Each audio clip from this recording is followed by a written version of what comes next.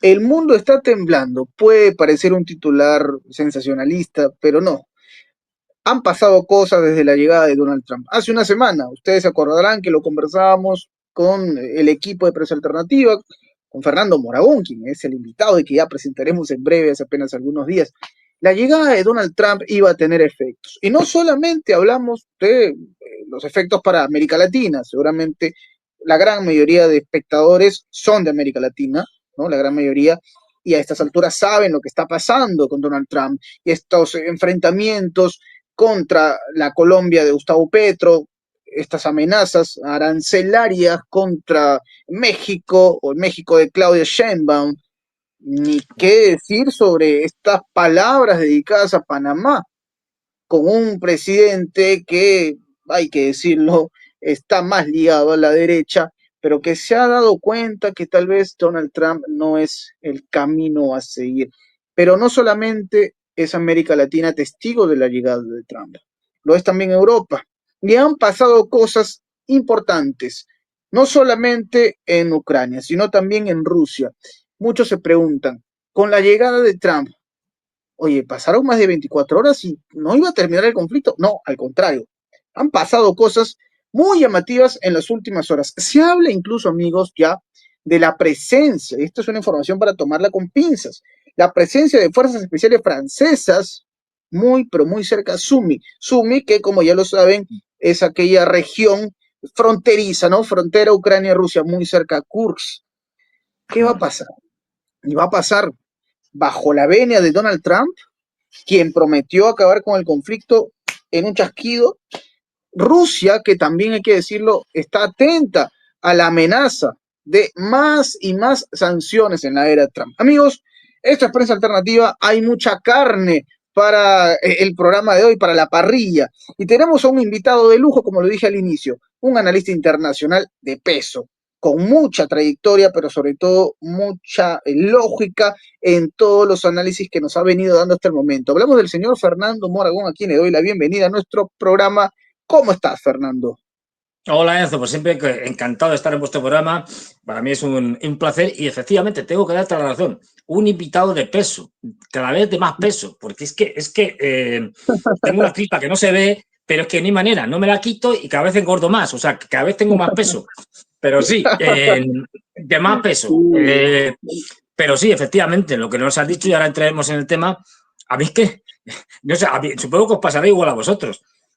A ver, Trump lleva una semana, o sea, y parece que lleva ya 7 meses. Quiero decir, va tan rápido, se ha lanzado como un elefante en la cacharrería, a repartir tortazos a diestra y siniestra, y parece que lleva, pues eso, 7 meses. Y dices, no, pues si el lunes pasado estaba tomando posesión.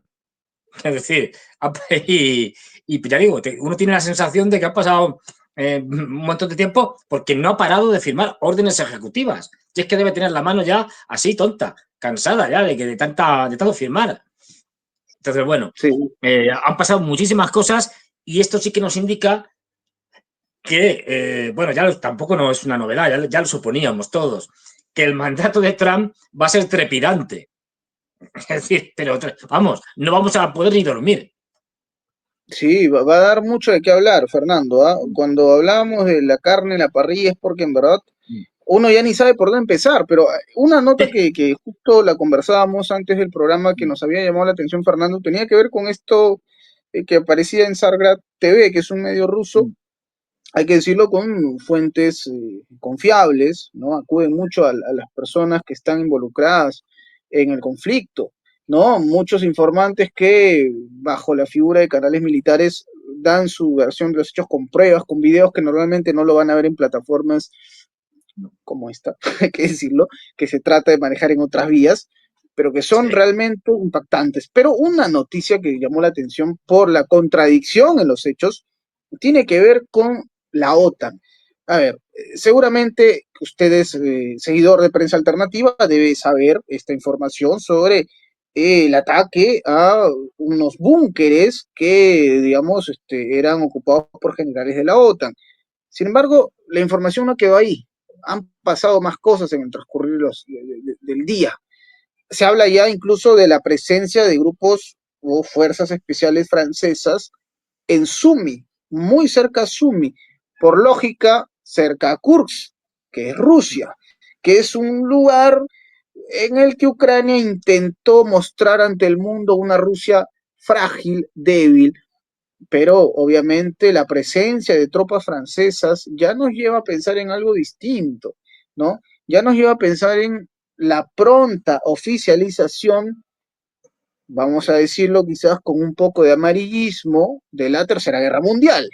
Ya se hablaría abiertamente de la presencia de la OTAN, con un pequeño, eh, un asterisco en la parte superior derecha. La OTAN con o sin Estados Unidos, con o sin la venia de Donald Trump. Fernando, ¿cómo tomar esta información? Se habla ya de la presencia de Francia muy cerca de Sumi y por ende a Kursk, y uno se pregunta, ¿esto se está cocinando con el visto bueno de Estados Unidos? La primera impresión es que sí, pero vamos a ver hasta qué punto ellos se implican en este escenario tan complejo, ¿no?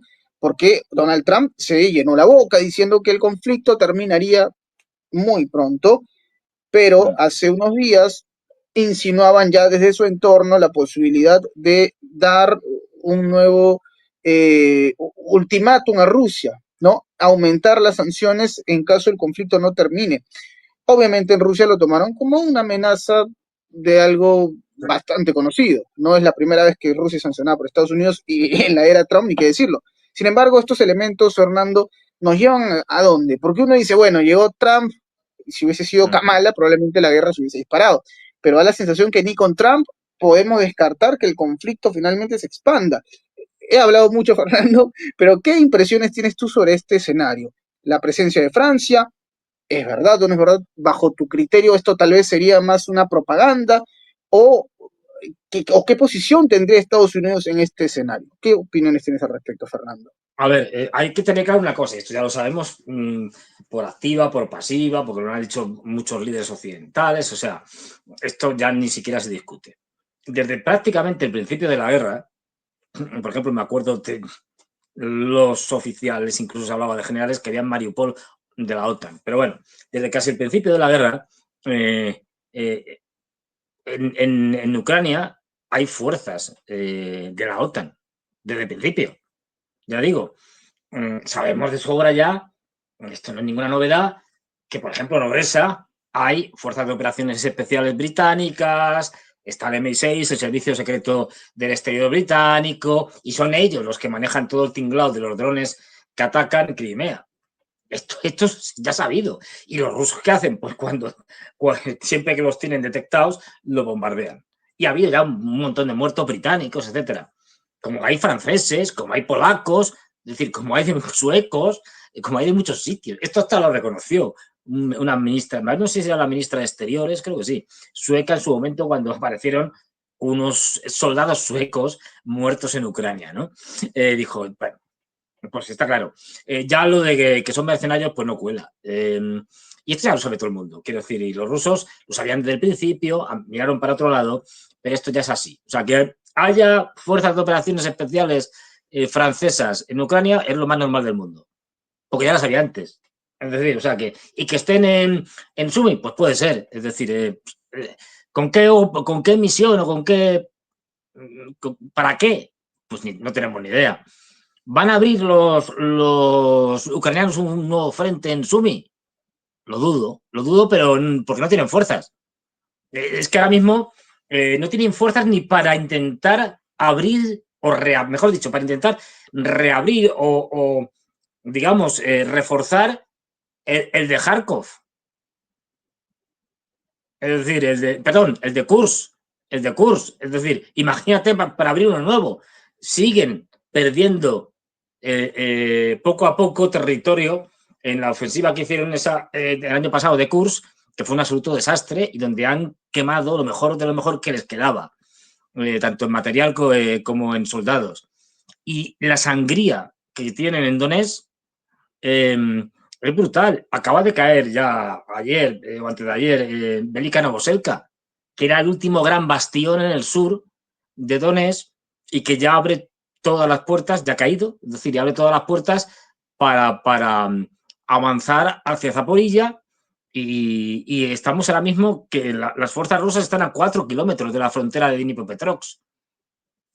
No pasan porque por el momento están acabando con una serie de ciudades, pero es un desastre. Y esto, incluso cuando consulta a fuentes ucranianas,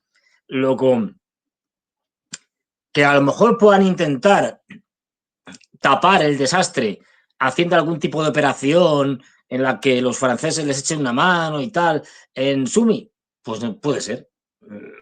Pero sería absolutamente publicitaria, porque no tienen capacidad ya para hacer ni siquiera algo mínimamente parecido a lo que hicieron el año pasado en Kursk. Es que ya lo han intentado. Es decir, es que intentaron reactivar el frente de Kursk y fue un absoluto fracaso. O sea, avanzaron 10 kilómetros y en una semana los habían echado. Y un par de batallones a la porra. Es decir, o 3. Es decir, no tienen ya capacidad. Entonces, y esto enlaza con lo que decíamos de Trump y de lo que va a hacer Trump. A ver, Trump ya lo conocemos todos, en fin, es un bravucón, le pierde la boca en el sentido de que venga, yo voy a hacer esto, aquello y voy a acabar con ellos y con estos y con los de aquí y con los de allá. Bueno, es el estilo del tipo, que es un bocazas y que además, bueno, pues se dirige, no lo olvidemos, que esto siempre hay que tenerlo en cuenta. Aunque lo veamos todo el mundo, su mensaje, lo que dice, fundamentalmente está dirigido al público norteamericano, no a nosotros. Vale, nosotros también nos enteramos, pero eso le importa un pimiento. Él se dirige a su público. Y ese público le gustan este tipo de estilos un tanto hollywoodienses, un poco macarras, un poco así, que pues eso, como es Trump, un poco, como digo yo, seguridad de discoteca. Es decir, pues esto a mucha gente en Estados Unidos le gusta. Y con un lenguaje además muy de la calle en el peor de los sentidos. Es decir, venga, pues yo ahora voy y a Putin le llamo y en un día esto está solucionado. Pues no, esto evidentemente es un troleo. Es decir, y esto nadie se puede creer que lo ha dicho de verdad. Esto era simplemente en campaña electoral una manera de decir, yo esto lo acabo en 2 patadas porque yo soy mucho mejor que Kamala Harris, que Biden y compañía, que son una panda de inútiles y que lo que han hecho es todo lo contrario. Escalar para perder, básicamente. Por ahí van los tiros. De hecho, ya lo que estamos viendo es que, bueno, estas cosas, pues ya está. Aparte de que Trump diga, porque además Trump dice un día una cosa, el día la contraria, porque juega con la inmediatez de la información. Es decir, hoy digo algo, eso es noticia, pero como el volumen de noticias es tan grande y todo va tan deprisa, mañana digo otra cosa porque ya se ha olvidado lo que he dicho ayer. De tal manera que puedo ir diciendo un montón de cosas que es que la mayoría de las cosas que digo se van a olvidar después de que las diga. O sea, tienen el efecto de hoy o de mañana y pasado, y en una semana como mucho ya estamos en otra cosa, con lo cual la cuestión es mantener el interés informativo de la gente diciendo cosas, sean verdad, sean mentiras, tal.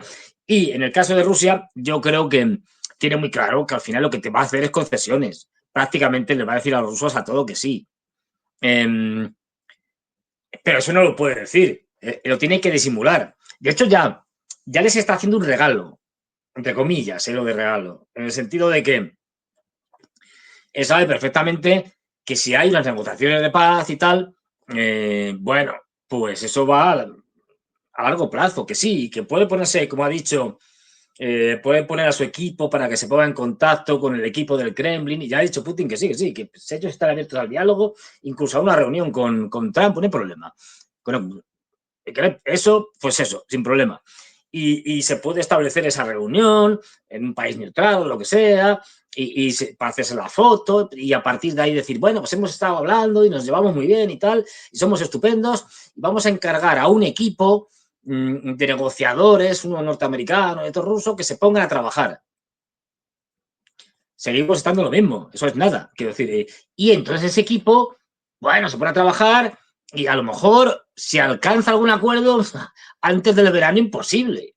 Quiero decir, y para esa época ya prácticamente Ucrania estará derrotada, con lo cual ahí lo que va a decir Trump es pues mira, es que el legado de Biden es que era tan desastroso que esto ya era imposible. Es decir, que todas estas bravuconadas de que le pongo sanciones, pero ¿qué sanciones le va a poner si ya se las ha puesto? Todo lo que ha podido ponerle ya se las ha puesto. De hecho, quienes realmente tenían que haber puesto sanciones y se las pusieron, que fueron los europeos, y son los grandes perdedores porque han sido autosanciones, estos ya le han puesto prácticamente todo lo que podían ponerle. Y es lo que le hacía daño a Rusia. Lo que a Rusia no le ha hecho daño las sanciones, o la mayoría de las sanciones, salvo el SWIFT y alguna cosa más, norteamericanas. Porque el volumen comercial que tenían entre Estados Unidos y Rusia no era especialmente grande y era fácilmente sustituible. O sea, y lo que ya podía poner ya se ha puesto, con lo cual no sé qué va a sancionar. Y lo que queda del comercio relevante entre ambos son cosas que el perjudicado sería Estados Unidos, como por ejemplo uranio. No, es que voy a sancionar a Rusia y no voy a comprarle uranio enriquecido. Pues me dirás tú de dónde lo vas a sacar. Pues no puedes tener el suficiente uranio enriquecido para tus centrales nucleares sin la participación de los rusos. Pues sancionalos. Es decir, te estás autosancionando a ti mismo. Quiero decir que todo esto es palabrería, bravuconería, porque tiene que dar esa impresión siempre de que yo tengo la fuerza, yo soy el fuerte, y si me pongo aquí, doy un golpe y se van a enterar los rusos. Pero eso no es verdad. Esto, ¿con qué le vas a dar el golpe ya? Con nada. Es decir, si no tienes ya nada, bueno, tienes solo una cosa, que es lo que llevas utilizando primero Biden y ahora va a utilizar Trump hasta el final, Europa. Pero Europa ya ha puesto todas las sanciones que podía poner prácticamente, y de hecho ya la situación en Europa, tanto fundamentalmente a través de la Unión Europea, ahora mismo, al final supongo que se llegará a algún tipo de acuerdo, pero no olvidemos, el 31 de enero de este mes vencen todo el grupo este de sanciones que la Unión Europea ha puesto a Rusia, y que tienen que renovar cada 6 meses. Bueno, pues el 31 de enero vencen y hay que renovarlas. Y tienen que ser por consenso. Es decir, todos los miembros de la Unión Europea tienen que estar de acuerdo. Y ya hay dos señores, Víctor Orbán de Hungría y Robert Fico de Eslovaquia, que han dicho no, vamos a decir que no. Y ahora mismo la Unión Europea está en modo pánico. ¿Por qué? ¿Y por qué estos señores dicen que no?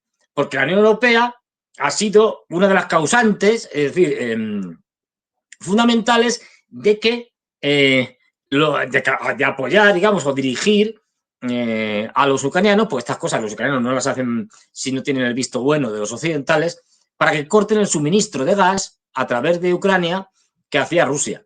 Porque eso lo han cortado los ucranianos, ¿eh? Que aquí nos cuentan casi los rusos. No, han sido los ucranianos.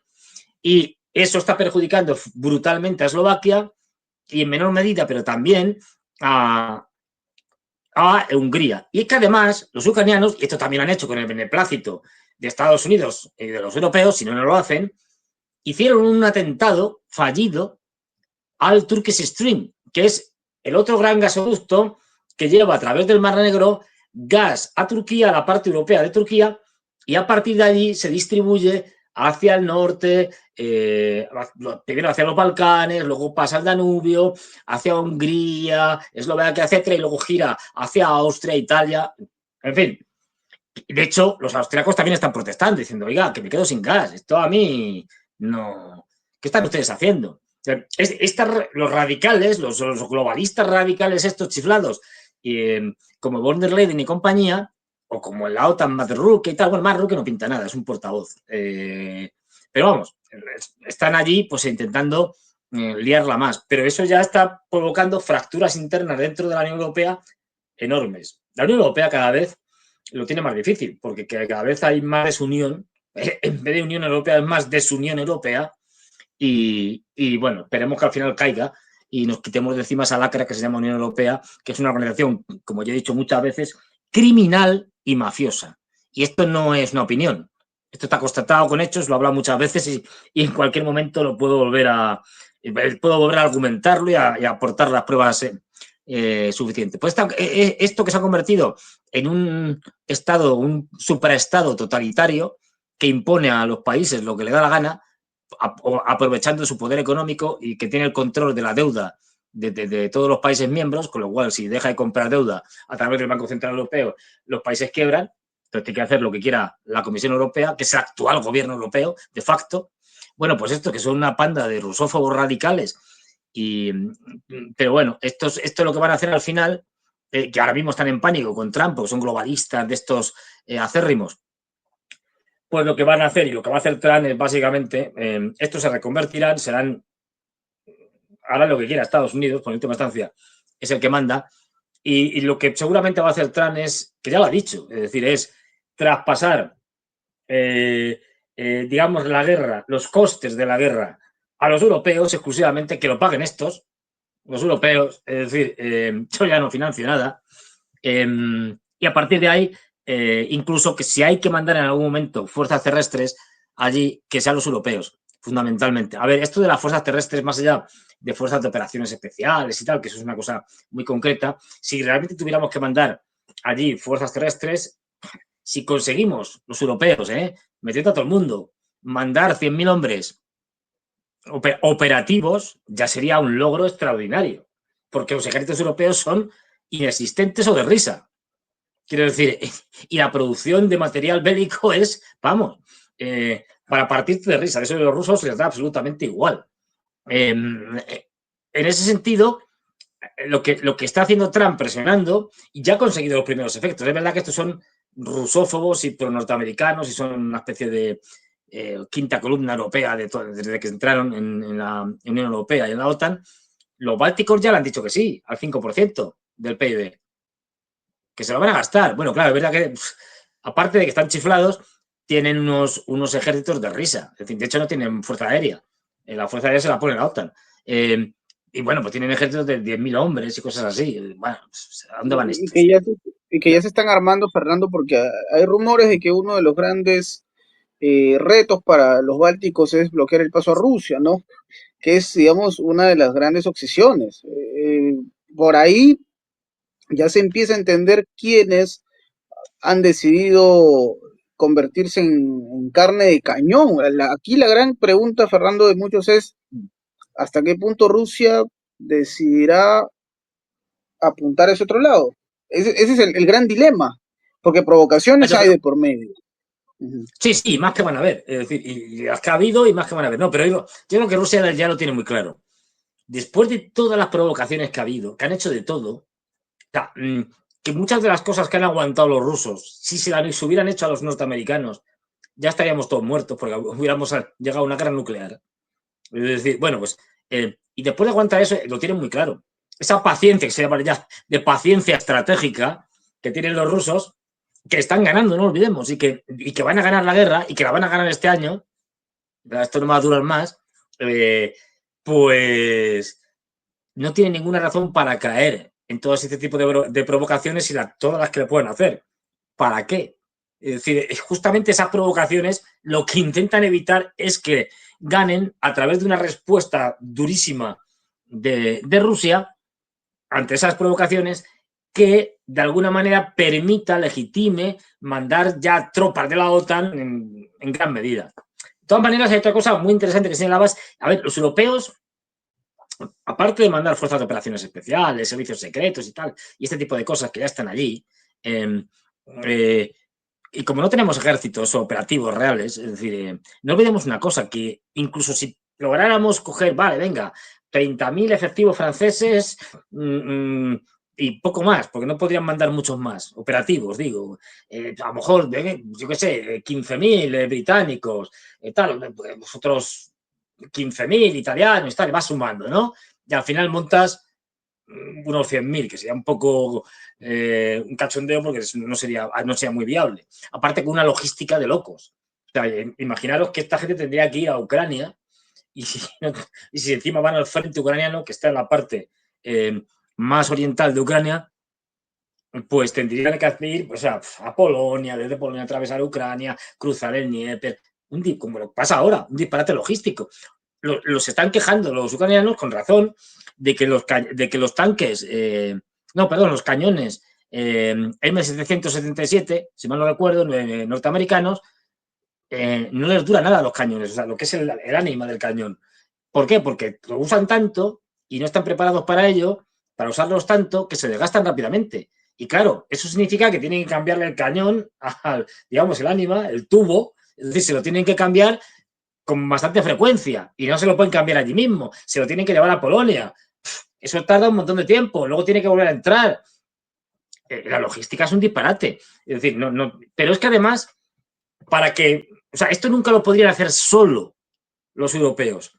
Necesitan la red de satélites norteamericana, por ejemplo, de espionaje, de observación a tierra. Sin eso no pueden hacerlo. Es decir, que la inteligencia norteamericana es fundamental. Sin la inteligencia norteamericana, estos están perdidos.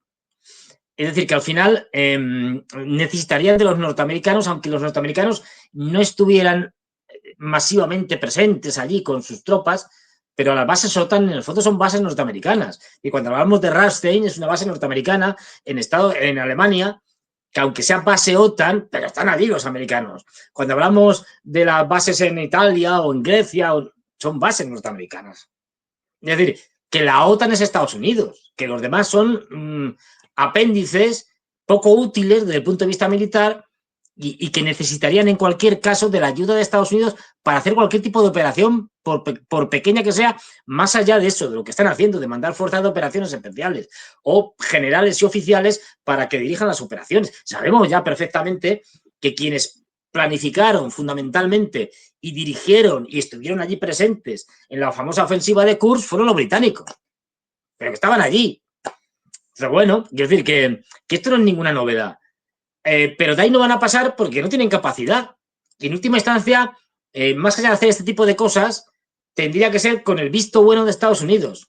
Y ahí Estados Unidos, Trump, yo creo que si llega a un acuerdo vamos, digamos que los rusos y tal le conceden que se ponga la medalla y que diga hemos parado a los rusos en el Dnieper y tal, y hemos ganado la guerra porque ya no pueden invadir Europa y tal, bueno, eso a los rusos les da igual, con tal de que garantice que no va a estar en la OTAN y todo este tipo de cosas.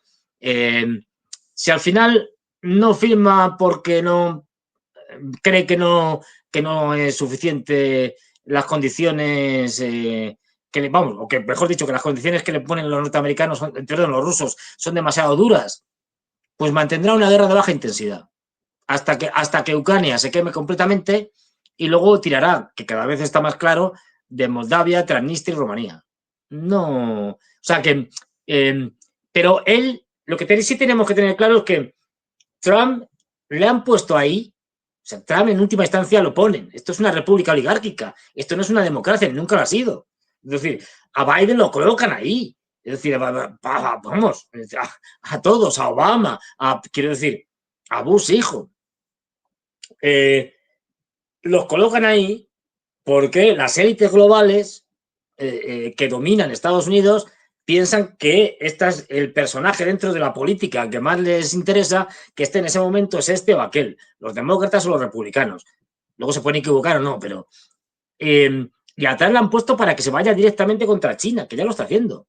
Entre otras muchas cosas, pero fundamentalmente contra China, porque se han dado cuenta que ya no les queda tiempo, que China lo está superando en todo. Hoy comentabais, me parece que por la mañana, y se ha comentado en muchos sitios, bueno, pues el caso de DeepSeek, se pronunciaría más o menos, es decir, bueno, pues un nuevo sistema de inteligencia artificial que han sacado los chinos y que ha hecho temblar el mercado de las grandes tecnológicas norteamericanas. No ha hecho temblar el mercado de las grandes tecnológicas europeas porque no existen tecnológicas europeas prácticamente, ASML y poco más. Es decir, Europa es un desierto tecnológico.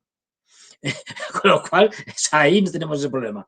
Ha hecho temblar, ¿por qué? Porque ha sacado un nuevo sistema de inteligencia artificial con muchas más ventajas que los que tienen los norteamericanos hasta ahora. Mucho más barato, con menos costes, con lo cual también tienen muchos menos costes para los usuarios, sería más barato para los usuarios, ha costado mucho menos dinero, o sea, pero mucho menos quiere decir que me parece que se comentaba que lo que estaba haciendo Meta, no sé si era Meta o Google y tal, me creo que era Meta, con inteligencia artificial y tal, había costado 60 millones de dólares lo que llevaban hecho y esto había costado 6 millones, o sea, en ese rango de escala. Que con poco dinero, entre comillas, para estas cosas se pueden hacer cosas mucho, vamos, más mejores incluso que las norteamericanas y que habían introducido muchas novedades. Es código abierto y esto les permite a desarrolladores y a otra gente poder trabajar con ello. pero sobre todo y fundamentalmente que era una forma distinta de inteligencia artificial y que el entrenamiento era mucho más barato, menos costoso y que además el enfoque era distinto. Es decir, el enfoque ya no era solo premiar a la inteligencia artificial cuando después de entrenarla. Además, esto la entrenan con mucho menos trabajo, con mucha menos capacidad de computación, no hace falta. Con lo cual eso supone unos costes mucho menores y un ahorro tremendo. Y es que además esto lo que hacen es que la premian no solo cuando acierta, sino también que la premian cuando explica el razonamiento lógico que la ha llevado a tomar esa decisión. Esto es un paso cualitativo enorme. Pues bueno, cuento esto simplemente para que veáis que Trump, lo de Rusia, lo de Ucrania, es secundario. Que lo que le importa es China y que lo han puesto ahí, entre otras las tecnológicas. Por eso hemos visto que las tecnológicas que eran pro-Biden se han pasado en masa al lado de Trump. Ya todos están al lado de Trump. Desde no a Elon Musk, sino estamos hablando de Mark Zuckerberg, que reconoció y tal. Bueno, a mí es que me hicieron hacer cosas muy feas y tal, y que les pasara información y que censurara y tal, pero bueno, ya me arrepiento y otra cosa. Claro, porque le interesa, evidentemente. Y Mark Zuckerberg, y Jeff Bezos, de Amazon, y el CEO, que no me acuerdo nunca cómo se llama, es un indio, de origen indio, de Google, todos están ahora mismo, se han reconvertido en trumpistas y ya la agenda woke la han rechazado, porque para ellos era simplemente un instrumento. Quiero decir, estas cosas no... Es decir, no tenemos que olvidar una cosa que es fundamental. Para la élite norteamericana, lo que le importa son dos cosas: los negocios, es decir, ganar dinero, y el poder. Lo demás es secundario, son instrumentos que utilizan o desechan en función de sus intereses y en función de las estrategias que van tomando. Es decir, y ahora lo que toca es dureza, dureza, dureza, porque si no, China gana. Y no que gane, como hemos visto con este caso, no es que gane dentro de 30 años, es que gana ya. Es que ya no pueden competir con China, ni en inteligencia artificial, ni en muchas otras cosas. Le va a ganar, ni en coches eléctricos, ni en nada, ni en robótica. Y entonces, claro, cuando no puedes competir, ¿qué hacen los anglos? O los occidentales en general, pero los norteamericanos especialmente. Para eso son el imperio. Pues utiliza la fuerza. Pues voy a por ti y te destruyo. ¿Eso significa una guerra así directa? No. Pero lo que sí significa es que, y eso lo tienen ya claro, es que te vamos a destrozar económicamente. No solo con aranceles, no solo con sanciones, que ahí los efectos no están muy claros, sino que además vamos a cargarnos la cadena de suministros. Porque China es el principal productor del mundo y el principal comerciante del mundo. Y si nos cargamos la cadena de suministros, a quien más afecta es a China. Y es que ya, bueno, van a por China porque no tienen otra opción, porque saben que no tienen futuro. El señor Elon Musk sabe que no tiene futuro, que incluso su más brillante éxito, el Falcon 9 y las etapas recuperables de SpaceX, que es lo mejor de lo mejor ahora mismo en cohetes espaciales, pero con diferencia, pues le va a durar muy poquito, porque los chinos ya tienen desarrollado y ya han hecho vuelos suborbitales con recuperación de etapas y dentro de poco los harán orbitales y tendrán y producirán tanto más vehículos reutilizables que los que pueda hacer Elon Musk y Estados Unidos. Con lo cual es que no tienen tiempo, tienen pues eso, hasta 2030 más o menos, poco más, el mandato de Trump, que son 4 años. Y por eso van a por todas. Y por eso hemos visto este Trump desde el principio, firmando órdenes ejecutivas a diestro y siniestro, con prisas, aparte de la personalidad suya, que es así, es porque hay urgencia. Es que el tiempo se acaba. Y si no derrotan a China, llegará un momento, y no dentro de poco, que no la podrán coger ni siquiera militarmente. Es que ya todo el mundo da por hecho, aproximadamente, que hacia el 2035 China será la primera potencia militar del mundo. La primera. Porque tendrá una capacidad de producción de armamento y una tecnología mucho mayor que la que tiene Estados Unidos. Incluso los van a coger en armamento nuclear. Entonces, es decir, ahora mismo los chinos estaban en 300 y pico, hace unos años, aproximadamente, como cuando estaba Donald Trump, esto es muy interesante, cuando estaba Donald Trump, en su primer mandato, el START 3, el único acuerdo que queda de misiles estratégicos, y que todavía está en vigor hasta 2026, Estados Unidos decía, no lo vamos a prorrogar. Donald Trump, el mismo que está ahora, Donald Trump decía, no lo vamos a prorrogar, porque queremos que los chinos también se metan ahí. Y entonces me acuerdo, un portavoz del Ministerio de Exteriores chino dijo algo clarísimo al señor Trump. Dijo, mire usted, a ver, ustedes firmaron un acuerdo entre Rusia y Estados Unidos en el que se establece, por ejemplo, que tienen que tener operativas unas 1.600 cabezas por cada bando, por cada país. Bien, nosotros no estamos en ese acuerdo. ¿Quieren que estemos en ese acuerdo? Pues una de dos. O ustedes bajan de 1.600 a las 300 y pico que tenemos nosotros, o nosotros subimos a las 1.600. Como Trump no estaba dispuesto a bajar, los chinos están subiendo. Se calcula que ya tienen más de 500 y que posiblemente para el 2030 ya tendrán unas 1.000 cabezas. Para el 2035 habrán superado las 1.600 cabezas nucleares y a ver si son capaces de aguantarle una carrera armamentística nuclear a los chinos Estados Unidos, porque no pueden. De ahí que ahora el mismo Trump esté diciendo, no, queremos un acuerdo nuclear como sea.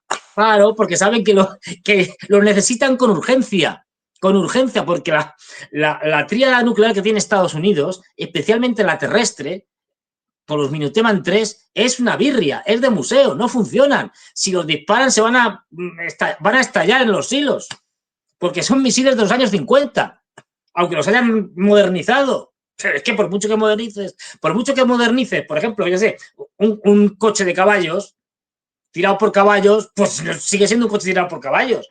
Es decir, vale, sí, le pueden poner unas ruedas en vez de madera, pues de un material sintético, más mejores y tal, pero no seguirá siendo una carreta, un coche tirado por caballos o por burros. Pues eso es lo que les pasa.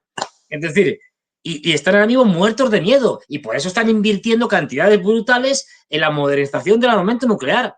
Y saben que el 2026 vence el START 3 y a partir de ahí es barra libre, que uno puede hacer lo que le dé la gana si no alcanzan un acuerdo antes. Por eso están desesperados los norteamericanos ahora, pidiéndoles, prácticamente implorándoles a los rusos que por favor se pongan a negociar para hacer un nuevo acuerdo que sustituya al START 3. Vaya rollo que os he soltado. Así es. Vamos. Y Fernando, y es que acaso Trump, o sea, con las actitudes que uno ve en Sí. él, representa ese miedo, o sea, tú lo digamos, uno lo ve a Trump, o lo escucha o lo lee, como quieran llamarle, a Trump con una actitud muy peleonera, como le dicen algunos, ¿no? El matón del barrio, ¿no? Pero ¿no será que detrás de toda esta actitud, al contrario, se refleja lo que tú mencionas, el miedo, se refleja la desesperación, esa sensación de que está contra el reloj, básicamente? Sí, el imperio americano se cae a pedazos. Y ya se han dado cuenta todos, hasta el más tonto. Y por eso ponen a Trump, porque necesitan a un tipo, digamos, que focalice eso y que rápidamente tome las decisiones que ellos creen convenientes. Y hay urgencia, porque se acaba el tiempo, ya ni más. El imperio se está debilitando, se está cayendo. ¿Cuál es una medida desesperada, de emergencia, de urgencia, ante lo que está pasando? Pues una dictadura. Básicamente. Es decir, una dictadura, no olvidemos que aquello no es una democracia. Bueno, pues la república oligárquica se está convirtiendo en un imperio, digamos, oligárquico, entre comillas. Es decir, estamos variando y lo que están haciendo es, en una situación de emergencia, poniendo a una persona a la que le dan bastantes poderes, aunque siga estando controlado, para que vaya rápidamente, para que no se estanque. Y otra cosa es que esto lo vaya a conseguir, porque no olvidemos que la decadencia de Estados Unidos es tan grande que yo creo que esto es irreversible. Esto al final no lo pueden parar y el imperio caerá. De hecho, si uno se fija en el equipo de Trump, es heterogéneo poco, es decir, ahí hay de todo. Tenemos desde chiflados como el Peter el secretario de Defensa. Peter, ¿cómo se llama? El apellido es impronunciable. Peter Hexis o algo así, no me acuerdo. El patán que le da un patinete de estos a un monopatín hace así, pum, y se dan los cataplines. Es decir, se da en los testículos, por inútil. Este es el secretario de Defensa. Bueno, madre mía. Pues de este, que es un belicista convencido, o sea, si fuera por este, arrasaría medio mundo. En el lado contrario tenemos a gente como Robert Kennedy, que es todo lo contrario, es un izquierdista en términos norteamericanos, para entendernos, ¿no? O tenemos a esta, ay, como me acuerdo, no me acuerdo ahora el nombre, la que va a ser jefa de los servicios secretos, que va a coordinar todos los servicios secretos, Tulsi Gabbard, que es otra izquierdista en términos norteamericanos. Pues que no tiene nada que ver con estos o con Marco Rubio. Es decir, allí tienen un potingue, digamos, o sea, un equipo de lo más complejo y un equipo que yo creo que terminará rompiéndose porque es que no aguantan. Pero, en principio, lo que van a hacer a la desesperada, y de ahí la peligrosidad del imperio, es a la desesperada, se va a reforzar y sobre todo ya se han caído las caretas, las máscaras, los disfraces. Ya no hay tiempo para eso. Ya sé que hay que ir a por Panamá, se va, ya por el canal. Si hay que ir a por Groenlandia, ya han hablado con la primera ministra danesa, ya poco menos que le han dado un ultimátum. Ya no hay tiempo para esas cosas. Otra cosa es que eso funcione, que seguramente no va a funcionar en muchos casos, pero ya es todo fuerza, es todo poder, demostraciones de fuerza, pues sea militar, sea económica, sea sobre todo a base de sanciones, castigos. Y esto lo vamos a ver cada vez más en la medida que el imperio cada vez está más herido, más acosado y se va derrumbando. Entonces, bueno, este es el gran problema, es que el derrumbe del imperio se puede llevar media humanidad por delante. Esto sin llegar a una guerra nuclear, ¿eh?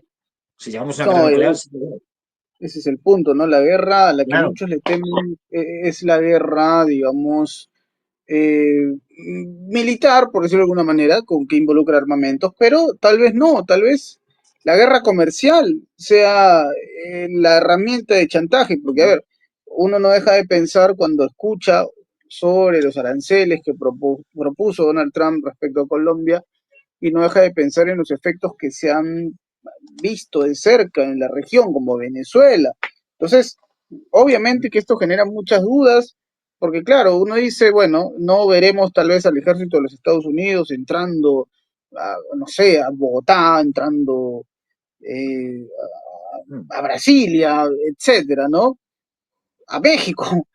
Pero claramente hay otros elementos que pone sobre la mesa el equipo Trump, o mejor dicho, sobre la mesa el Deep State, ¿no? El Estado profundo, que entre otras cosas buscará chantajear a aquellos países que están en su órbita, que están dentro de su núcleo, ¿no? Entonces hay muchas cosas que van a ocurrir, Fernando, muy impactantes seguramente en este año.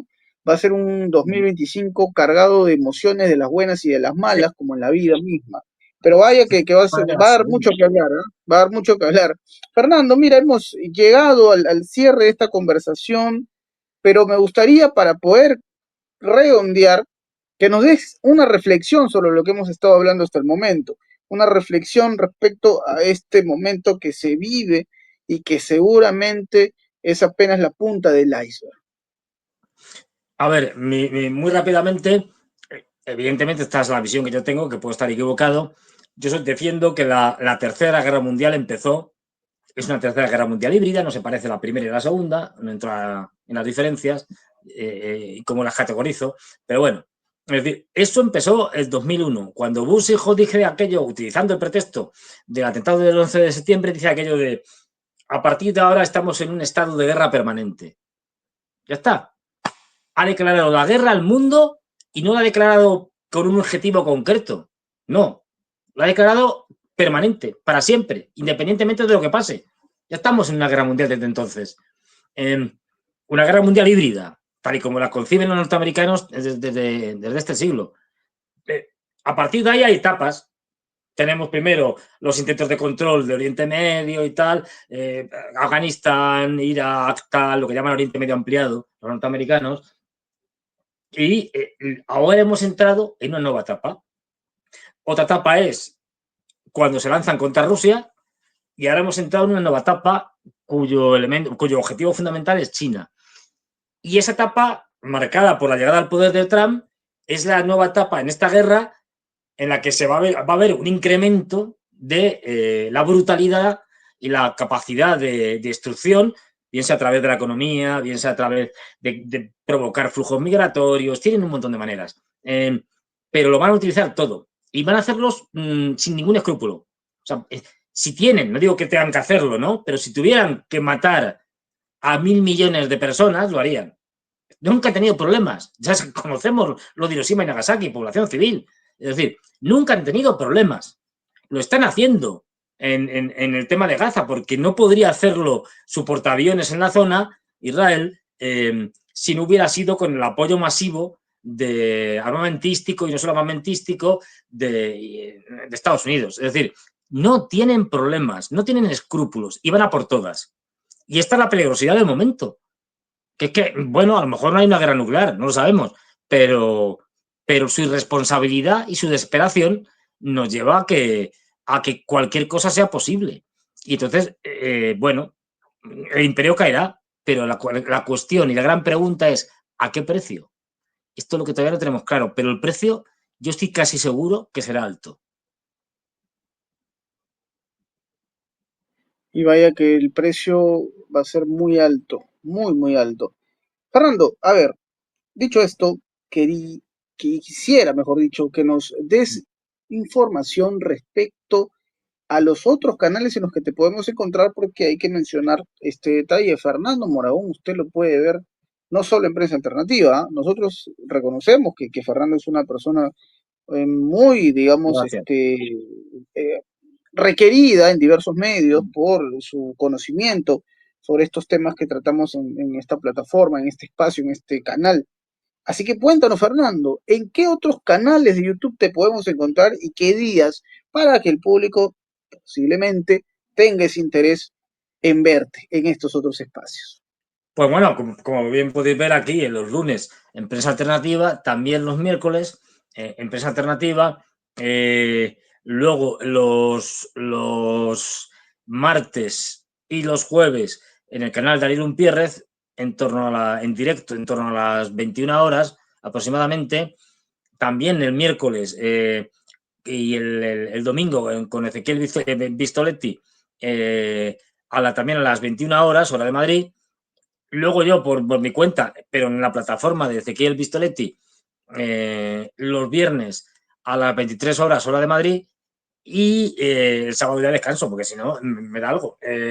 Y bueno, y luego ya apariciones por ahí de vez en cuando en otros medios, pues en función un poco de lo que va pasando en el mundo y me van llamando para unas cosas u otras. Pero vamos, esto es lo que hay. Y ya digo, vamos a tener un 2025 muy movido con un Trump que va a la velocidad del trueno y que es, pues eso, como un elefante metido en una cacharrería y que ya lo estamos viendo, que lleva una semana y ya ha liado un montón de cosas, pero muy gordas. Va a estar tremendo, ¿eh? Va a estar tremendo. Señores, 2025 empezó con todo. Enero empezó con todo y serán 12 meses de mucho, Sí. pero mucho estrés, mucha emoción, impacto, en fin, usen el término que quieran. No dejen de sintonizar por esa alternativa porque estaremos a pie de cañón informando sobre todos los detalles, los acontecimientos en la geopolítica y también, por supuesto, los invitamos a acudir a los otros espacios en los que usted puede disfrutar de la presencia de Fernando Moragón, a quien tenemos los lunes y miércoles en Prensa Alternativa. En el cajón de descripción vamos a poner la información para que usted sepa cuándo y dónde observará a Fernando en otros canales. Pero ya lo sabe, los lunes y miércoles lo tiene aquí en Prensa Alternativa. Fernando, te mando un súper abrazo, agradecido contigo con poder compartir tu conocimiento a este humilde espacio que es Prensa Alternativa. Mi nombre es Enzo Anchante, nos despedimos y nos reencontramos muy pronto. Hasta la próxima. Muchas gracias, hasta luego.